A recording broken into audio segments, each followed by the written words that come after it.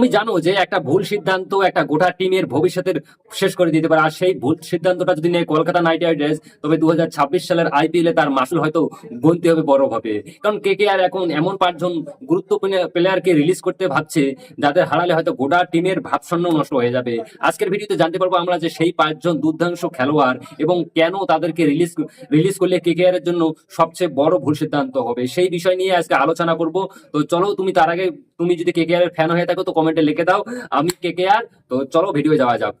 প্রথম যে প্লেয়ারের কথা বলবো তিনি হচ্ছে আজিঙ্কা রাহানে। 2025-এ কেকেআর এর হয়ে সবচেয়ে বেশি রান করেছিলেন এবং কেকেআর অধিনায়ক ছিলেন। এই সুপারস্টার ব্যাটসম্যানকে রিলিজ করার কথা ভাবছে কেকেআর। তবে কেকেআর তাকে যদি রিলিজ করে খুব বড় হয়তো ভুল করবে, কারণ তার যে অভিজ্ঞতা রয়েছে এবং নেতৃত্ব ক্ষমতা রয়েছে, তার যে ধৈর্য রয়েছে, সবকিছু কিন্তু মিলিয়ে তাকে একজন বেস্ট প্লেয়ার বানায়। এবং কেকেআর এর মিডিল অর্ডারে অর্থাৎ 3 নম্বরের তিনি যা পারফরমেন্স দেখিয়েছেন খুবই ভালো, হয়তো অন্য প্লেয়ার থেকে এক্সপেক্ট করেনি কেকেআর। 2 নম্বর প্লেয়ার হচ্ছে যে লাবণী সিসোডিয়া, তরুণ উইকেট কিপার, যার ভবিষ্যৎ কিন্তু খুবই উজ্জ্বল। হয়তো কেকেআর যদি তাকে ছেড়ে দেয়, কেকেআর কি ভবিষ্যতে আফসোস করতে হবে, যেমন সুমন সূর্যকুমারকে সার্ভিস করে গেছে। 3 নম্বর হচ্ছে উমরান মালিক, তাকেও কেকেআর কে রিলিজ করা ভাবতেছে উমরান মল্লিককে।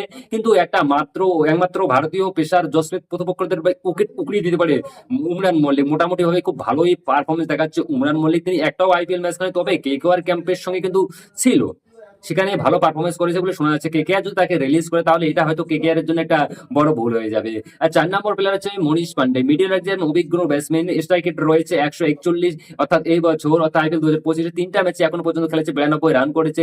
এখনো পর্যন্ত এরকম ব্যাটসম্যান কিন্তু খুবই পাওয়া কঠিন। আর 5 নম্বরে রয়েছে রহমান পাউল। মানে রাসেলের বয়স হয়ে গেছে, রাসেলের ফিটনেস এখন প্রচুর সমস্যা রয়েছে।